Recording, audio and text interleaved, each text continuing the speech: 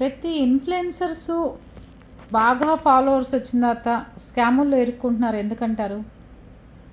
ప్రతి చోట ఎక్కడ చూసినా ఏదో ఒక స్కామ్లో ఒక 4 లక్షలు 5 లక్షలు ఫాలోవర్స్ రాగానే పచ్చళ్ళు అమ్ముకోను, పొళ్ళు అమ్ముకోను, పెద్ద పెద్ద ఉద్యోగాలు చేస్తున్నా, గవర్నమెంట్ ఉద్యోగాలు చేస్తున్నా, బిల్డింగులు ఉన్నా, ఏమున్నా సరే యూట్యూబ్ నుంచి వచ్చే డబ్బు కాకుండా ఎదురు మళ్ళీ ఆ పచ్చళ్ళు పొళ్ళు అమ్మేసేసి డబ్బు సంపాదించాలని, లేకపోతే స్కాములు చేసి, లేదు అంటే స్థలాలు కొనుక్కోండి అని చెప్తారు, అక్కడ స్థలం ఉండదు, డబ్బులు తీసుకోవడం.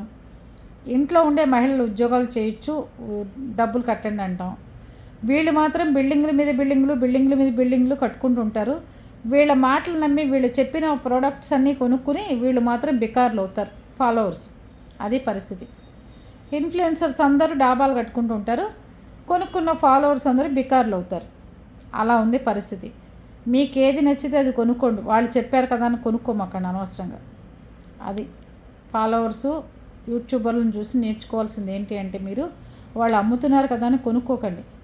వాళ్ళు మీ కళ్ళ ముందే ఎదిగి ఎంత పెద్దవాళ్ళు అవుతున్నారు, మీరు ఎక్కడ ఉండిపోతున్నారో ఆలోచించుకోండి.